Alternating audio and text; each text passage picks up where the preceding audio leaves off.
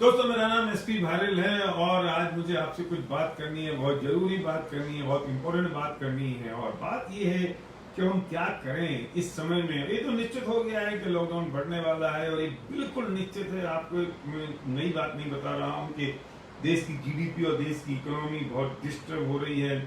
और आज ही हमारे पूर्व गवर्नर रघुराम राजन को अंतरराष्ट्रीय मुद्रा कोष का एक बाहरी सदस्य बनाया गया है, जिसमें पूरी दुनिया के लोग हैं। और इस बात के लिए ये कमेटी बनाई गई है कि पूरी दुनिया में जो डिस्टर्बेंस हो रही है, किस ढंग से पूरी दुनिया को उठाया जाए। बड़ी बड़ी बातें हो रही हैं, बड़े बड़े लोग कर रहे हैं और इतनी समस्या चारों ओर चल रही है। लेकिन मैं बात कर रहा हूँ सिर्फ आपकी, मैं बात कर रहा हूँ सिर्फ आपकी अपनी बात। मैं नहीं बात कर रहा हूँ देशी जीडीपी की, मैं बात नहीं कर रहा हूँ वर्ल्ड बैंक की, मैं बात नहीं कर रहा हूँ इस दुनिया की, मैं बात कर रहा हूँ आपकी अपनी एक एक व्यक्ति की, जिससे मैं बात कर रहा हूँ। क्या सच में हम इस बात से परेशान नहीं हैं कि अब हम क्या करें? क्या हमें नहीं लगता है कि अब हमारी जॉब में ये भी पॉसिबिलिटीज है कि जॉब में हमारी सैलरी कट हो जाए, ना मिले, भले ही सरकार कुछ भी कहे, कुछ भी बातें होती रहें? क्या हम इस बात से परेशान नहीं हो रहे हैं जो बिजनेसमैन है कि इसके बाद हमारे बिजनेस के क्या हाल होंगे? भले ही हम अपना देते रहें, लेकिन समझदारी इस बात की है कि हम इस वक्त क्या सोच रहे हैं। क्या हमारे पास कोई ऐसा उपाय है, कोई ऐसी चीज है जिससे हम रिसेशन प्रूफ हो जाए और हमारे पास एक नया कोई मौका और नया कोई अवसर हमें मिल जाए? मुझे बताने की जरूरत नहीं है, आप न्यूज चैनल पर देख रहे हैं, अखबार में आ रहा है कि 52% नौकरियां जाने वाली हैं, लगभग 2.5 करोड़ नौकरियों को खतरा हो जाएगा। जब कोई बिजनेसमैन नहीं कमाएगा तब उनका क्या होगा? लग्जरी चीजें का नुकसान डेफिनेटली होने वाला है, निश्चित तौर पे कुछ ना कुछ होगा। ये इसमें कोई दो राय नहीं है, इसमें कोई तकलीफ की बात नहीं है और हम इस बात को समझ रहे हैं कि कुछ ना कुछ तो होने ही वाला है।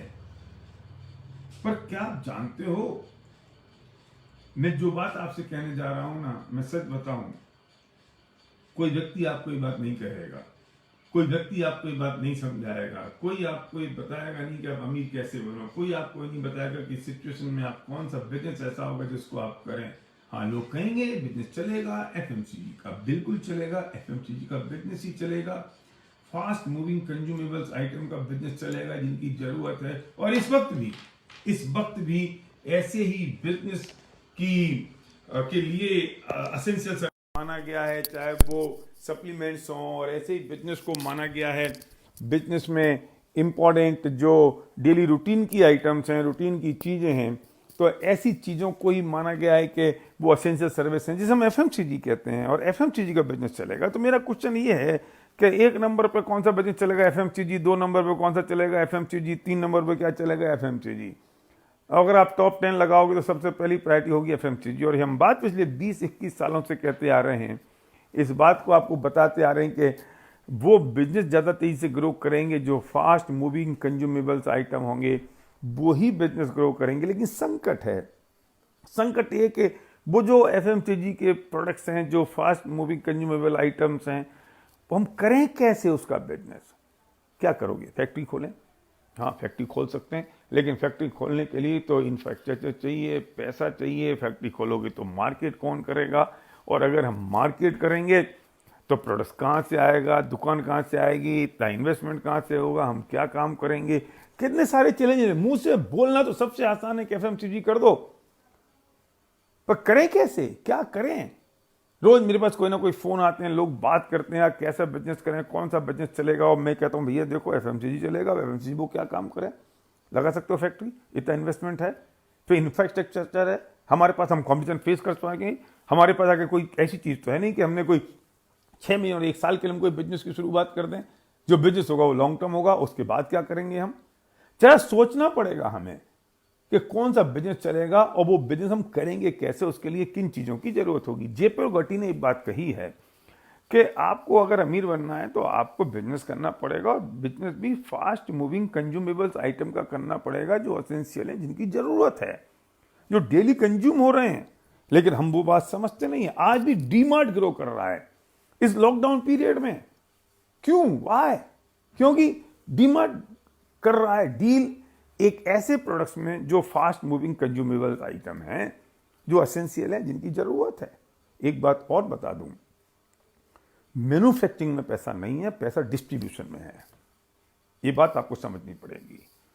मैन्युफैक्चर नहीं कमाता है पैसा, पैसा डिस्ट्रीब्यूशन चैनल में पैसा है। जितना पैसा एक डिस्ट्रीब्यूटर कमाता है, डिस्ट्रीब्यूशन चैनल के लोग कमाते हैं, वो पैसा एक मैन्युफैक्चर नहीं कमाता। क्यों? क्योंकि अगर मैं प्रोडक्ट्स की कॉस्ट को अगर मैं पकड़ता हूं कि उसके सारे प्रॉफिट और सब कुछ मिला के अगर वो 40 रुपये आती है या 30 रुपये आती है, तो 60 से 70 रुपये डिस्ट्रीब्यूशन चैनल में लगता है। हाँ, डेफिनेटली वो एक लोगों में नहीं लगता, वो बढ़ जाता है, पर है तो डिस्ट्रीब्यूशन चैनल का पार्ट। आज बिग बाजार और डी मार्ट जैसे जो मेगा स्टोर्स हैं, या हम बात करें तो शॉपर स्टॉप जैसे जो मेगा स्टोर्स हैं, तो मैन्युफैक्चरर्स उनके पास लाइन लगा के खड़े होते हैं इस बात के लिए कि हमारे प्रोडक्ट्स को ले लो। मैन्युफैक्चरर को दो काम करने पड़ते हैं, एक तो प्रोडक्ट्स की मैन्युफैक्चरिंग करनी पड़ती है, दूसरी मार्केटिंग भी करनी पड़ती है। लेकिन जो डिस्ट्रीब्यूशन चैनल वाला आदमी है वो सिर्फ मार्केटिंग करता है, वो उसे कोई मैन्युफैक्चरिंग का काम नहीं करना पड़ता, उसको एक ही जगह फोकस करना पड़ता है, और वो पैसे बनाता है, कंपटीशन होता है, फिर वो डील करता है। आप मुझे दे रहे हो, कोई नया मैन्युफैक्चरर आता है तो उसे कहता है मुझे उधार में दो, कोई डिमांड ज़्यादा आती है किसी आइटम की तो वो ग्राहकों को कन्वर्ट कर देता है, क्योंकि मार्केट और ग्राहक उस डिस्ट्रीब्यूशन चैनल के पास है जो फ्रंट लेयर में खड़ा हुआ है, जो एकदम फ्रंट रह के काम कर रहा है, जिसकी कनेक्टिविटी सिर्फ कंज्यूमर के साथ में है। तो आप सोच सकते हो कि इंपॉर्टेंट क्या रहा, डिस्ट्रीब्यूशन चैनल। मतलब आप अगर डिस्ट्रीब्यूशन चैनल आपके पास है तो आप जीत जाएंगे, पर आप मैन्युफैक्चरिंग में हैं तो शायद नहीं जीतेंगे। और आज पिछले 25 सालों में जितने करोड़पति बने हैं, वे सब वो लोग बने हैं जिन्होंने डिस्ट्रीब्यूशन चैनल में काम किया है, जो डिस्ट्रीब्यूटर बने हैं और जिन्होंने मार्केट किया है। रिलायंस जैसे लोगों ने रिलायंस फ्रेश खोल दी हैं, आप सोच सकते हो क्यों। डीमार्ट आज नंबर 1 पोजीशन में जा रहा है, क्यों? आप सोचो तो सही जरा। डिस्ट्रीब्यूशन चैनल में कौन लोग हैं? जो लोग डिस्ट्रीब्यूशन चैनल इनके कंट्रोल में, या जो फ्रंट लाइनर्स हैं, वे लोग पैसा बना रहे हैं। चाहे वो सब्जी का व्यापार हो, चाहे वो जूते का व्यापार हो, चाहे वो ब्रेड का व्यापार हो। किसान नहीं बना पा रहा है, लेकिन जो गेहूं को डिस्ट्रीब्यूट कर रहा है वो पैसे बना रहा है। तो इंपॉर्टेंट है कि पैसा डिस्ट्रीब्यूशन चैनल में है। दूसरी बात, पहली बात एफएमसीजी में है, दूसरी बात डिस्ट्रीब्यूशन चैनल में है। अगर आप डिस्ट्रीब्यूशन चैनल का पार्ट हैं तो आप पैसा बनाएंगे। मैं आपको मैं सिचुएशन बता रहा हूं, और मैं वैसा आदमी नहीं हूं जो मैं आपको यहां बड़ी बड़ी भाषण दे दूं, मैं स्पीच दे दूं और आपसे कह दूं कि करो अब जाके। मैं आपको सिचुएशन बता रहा हूं, मैं आपको फैक्ट एंड फिगर बता रहा हूं, फिर सोल्यूशन भी मैं आपको बताऊंगा। और वो व्यक्ति आपको सोल्यूशन बताने के लिए तैयार है। हमारे लाखों लीडर्स तैयार हैं बताने के लिए, जिन्होंने आपको लिंक भेजा है, जिनके नंबर स्क्रीन पे चल रहे हैं, वो तैयार है ये बात बताने के लिए, क्योंकि हम एक मिशन में हैं। हम लोगों को एजुकेट करने के मिशन में, हम लोगों को डिस्ट्रीब्यूशन चैनल में का हिस्सा बनाने के मिशन में है, हम उनको बताने के मिशन में कि इस वक्त नीड ऑफ द आवर क्या चीज है। आप समझने की कोशिश करें तो एफएमसीजी का बिजनेस करना होगा, उसमें के लिए डिस्ट्रीब्यूशन चैनल की जरूरत पड़ेगी। अब संकट एक खड़ा होता है कि कोई भी बिजनेस करो, ऐसा कोई बिजनेस आपके पास हो जिसमें आपको इन्वेस्टमेंट की जरूरत ना हो। तो दूसरा चैलेंज आता है कि नॉलेज नहीं है, एक्सपीरियंस नहीं है। हम अगर ऐसे बिजनेस की बात करें जिसमें आपको नॉलेज और एक्सपीरियंस की जरूरत नहीं हो, किसी और का एक्सपीरियंस और नॉलेज आपके काम आए, तो अगर आप कहें कि मेरे पास में समय नहीं है, वैसे ये बात तो बेईमानी है कहना इस वक्त के समय नहीं है, क्योंकि लॉकडाउन पीरियड में अगर किसी के पास समय नहीं है तो फिर वो अपने आप को धोखा दे रहा है। और मैं बात कह रहा हूं, भगवान ना करे इस पीरियड के बाद फिर आपके पास समय हो लेकिन होगा। पर मैं बात कह रहा हूं ऑथेंटिक, कि अगर आपका अकेला समय काम ना आए, कुछ लोगों का और समय भी आपके साथ जुड़ के अगर काम हो जाए और आप उस समय को बाय कर लो, टाइम बैंक बन जाए, तो कैसा हो। क्या बहाने हो सकते हैं आपके पास इसके अलावा। और मैं आपसे कह रहा हूं कि ये है और हो सकता है। हम आपके साथ हैं, हम आपको बता रहे हैं। जिस व्यक्ति ने आपको लिंक भेजा है वो इस चीज का मास्टर है, वो इस चीज का उसके पास नॉलेज है, वो इस बात के लिए ऑथेंटिक है, वो सक्सेसफुल है, वो ग्रो कर रहा है। सच बताऊं, कल का दिन 10 तारीख मेरे लिए बहुत इमोशनल डे था।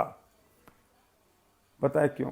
मैंने 21 साल पहले 18 अप्रैल 1999 को मैं इस इंडस्ट्री में आया।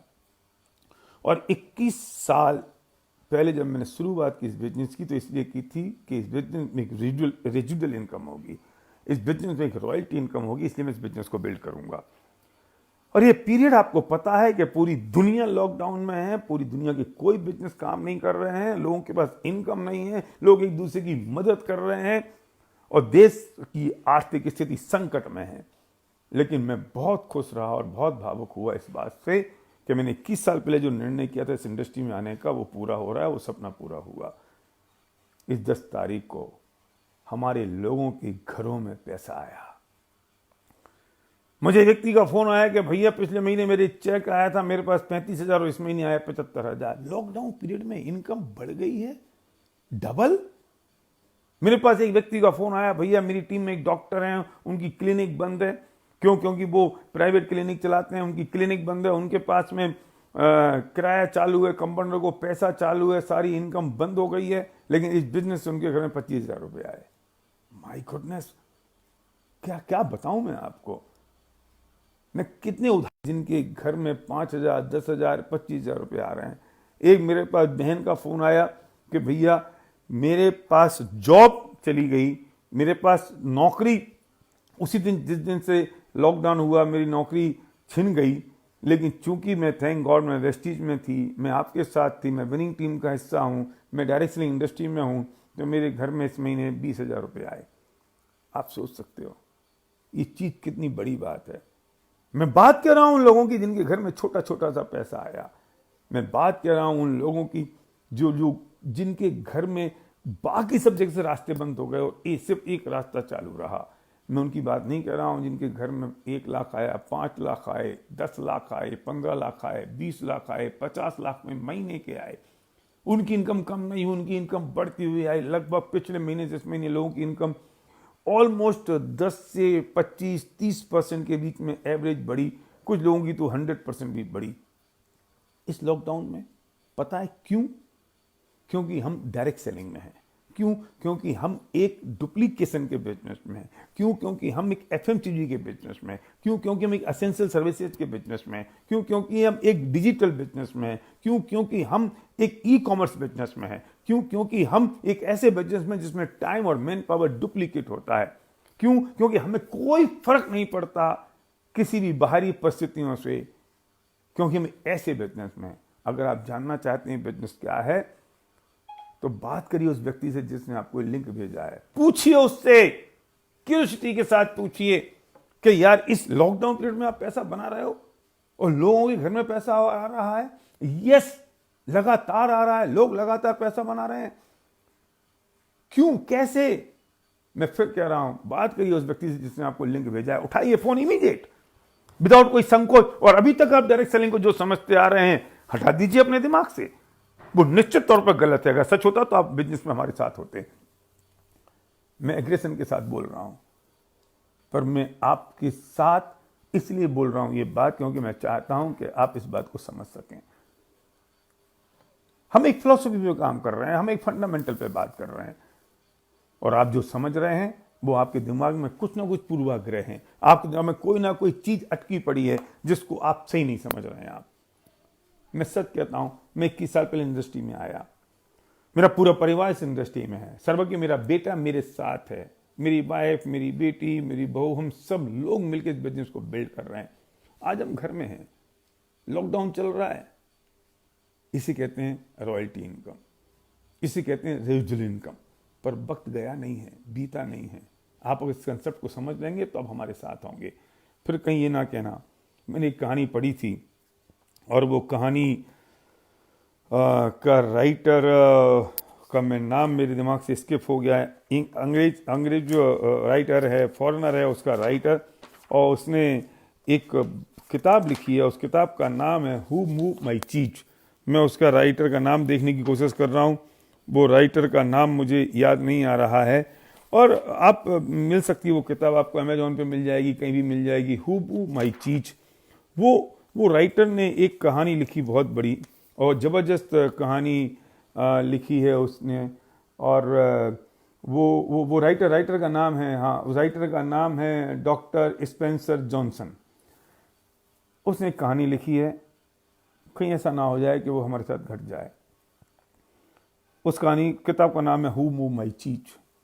वो ही कहता है कि दो चूहे थे और जो एक गोदाम में रह रहे थे, वो चीज का गोदाम था। चीज मतलब आप समझ गए ना, ये फॉरेनर की कहानी है, वो चीज की बात करते हैं और आप हिंदुस्तान में उसे गेहूं समझ सकते हो कि गेहूं के गोदाम में थे, लेकिन मैं चीज का ही उपयोग करूंगा क्योंकि उसकी ओरिजिनल कहानी है ये।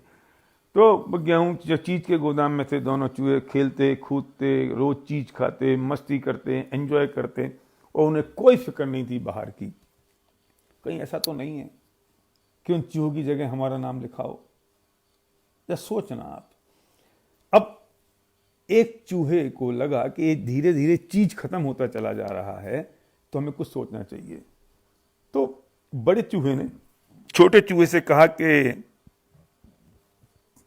चीज खत्म हो रहा है, तो क्या हमें दूसरी चीज की तरफ देखना चाहिए? तो छोटा चूहा बोला, पागल हो भाई साहब, आप कैसी बातें करते हो, बहुत है, क्या सोचते हैं, अपनों क्या चिंता करने की जरूरत है, अपन कुछ नहीं सोचने वाले, चलन दो, बढ़िया चल रहा है। लेकिन जो बड़ा चूहा था वो विजनरी था, लीडरशिप थी, उससे आगे का दिखाई देता था, चिंता नहीं थी, लेकिन समय रहते कुछ सोच लेना चाहिए। इसलिए वो रोज सुबह नाश्ता करता, उसके बाद निकल जाता किसी दूसरे चीज के गोदाम को ढूंढने के लिए कि कोई दूसरा चीज का गोदाम मुझे मिल जाए। नहीं मिला, बहुत दिन हो गए, महीने भर हो गया, सुबह जाता, दोपहर में आ जाता, लंच करता उसी चीज का, फिर चला जाता, फिर ढूंढता, फिर वापस शाम को आ जाता, लेकिन टेंशन नहीं थी उसको क्योंकि उसने समय रहते कुछ चीज को सोच लिया। लेकिन छोटा चूहा अपनी मस्ती में था। एक दिन उसे बड़े चूहे को चीज का दूसरा गोदाम मिल गया और ये पैकिंग करके निकल गया, लेकिन छोटा चूहा फिर भी नहीं माना। कौन जाएगा, क्या करेंगे, हम तो ठीक हैं, ऐसा कुछ नहीं होगा, सब ठीक हो जाएगा। बड़ा चूहा चला गया। बड़ा चूहा नए गोदाम में चला गया, वहां मस्ती से रहने लगा, वहां एंजॉय करने लगा, क्योंकि समय रहते ही उसने अपनी लीडरशिप का उपयोग किया और उसने नया गोदाम ढूंढ लिया। धीरे धीरे पुराना चीज का गोदाम खत्म होने लगा, वहां पर चीज, छोटा चूहा परेशान होने लगा, चीज पूरा खत्म हो गया। छोटा चूहा भूखों मरने लगा, छटपटाने लगा, कभी ऊपर जाता तो कभी नीचे जाता, कभी चीखता तो चिल्लाता और बार बार जोर जोर से एक ही आवाज लगाता, हु मूव माई चीज, हु मूव माई चीज, मेरा चीज किसने हटाया, मेरे सारे गेहूं किसने हटा दिए। अब वो ब्लेमिंग मोड में आ गया, अब वो ब्लेम करता लोगों को, किसने हटा दिया, किसने हटा दिया। वो सुनने वाला कौन था? और चीखते चीखते चिल्लाते चिल्लाते उसने अपने प्राण दे दिए। और बड़ा चूहा नई चीज के गोदाम में एंजॉय कर रहा था। माफ करिए, मैं आपको हर्ट नहीं करना चाहता हूं, मैं आपसे कुछ अनहोनी बात नहीं कहना चाहता हूं, पर कहीं ऐसा ना हो कि आप और मेरी स्थिति भी ऐसी हो जाए कि हम चीखते चीखते चिल्लाते चिल्लाते कह दें, हु मूव माई चीज, ये मेरी जॉब किसने हटा दी, ये कोरोना कौन लेके आ गया, ये मेरे बिजनेस का सत्यानाश किसने कर दिया, ये जीडीपी डाउन हो गई। फिर कभी आप गालियां दो सरकार को, कभी गालियां दो प्रधानमंत्री को, कभी गालियां दो मुख्यमंत्री को, कभी गालियां दो लोगों को, कभी गालियां दो देश को, समाज को, कभी गालियां दो अपने आप को, कुछ नहीं होगा। समय रहते ही हमें चेतना होगा और सोचना पड़ेगा एज ए लीडर कि समझदार आदमी वही होता है जिस व्यक्ति ने समय रहते हुए अपनी सारी की सारी सिचुएशन को देख लिया, जिसने समझ रहते हुए इस बात को जान लिया कि क्या नीड ऑफ द आवर है, क्या है। जब मैंने बिजनेस की शुरुआत की तब मेरा अमिताभ बच्चन कॉर्पोरेशन लिमिटेड और रामानंद सागर के साथ एक पार्टनरशिप थी, और वही वक्त था जब अमिताभ बच्चन का डाउनफॉल आया, और वही समय था जब मेरी उनके साथ पार्टनरशिप हुई और उसका इम्पैक्ट हमारे ऊपर भी आया। और उसी वक्त किसी व्यक्ति ने मुझे बिजनेस बताया। मैं आज बहुत शुक्रगुजार हूं उस व्यक्ति का जिसने मुझे इस इंडस्ट्री में लेके आया। अगर वो इस इंडस्ट्री में लेके नहीं आते तो शायद मैं यहाँ नहीं होता। मैं शुक्रगुजार हूं। एक व्यक्ति हमारे साथ थे, हमारे मित्र रवि जैन और पीसी जैन, जो मेरे लिए पीछे पड़े कि तुम आ जाओ, और मैं उनकी बात नहीं मानी मैंने। फिर उनका एक भतीजा हुआ करता था संजय सेठी, वो मेरे पास आया, मैं उसको कहता था नहीं नहीं नहीं यार, ये तो अपने काम की चीज़ नहीं है। जैसे आप कह रहे हैं, मैं भी कोई अनोखा आदमी नहीं हूँ, लेकिन वो व्यक्ति एक अमेरिका से सुमित और तान्या बहादुर आए थे, उनको मेरे घर ले आए और उन्होंने मुझसे कहा कि आपको ऐसे समझ में नहीं आएगा, बॉम्बे चलो एक मीटिंग में और वहाँ से समझ में आ जाएगा।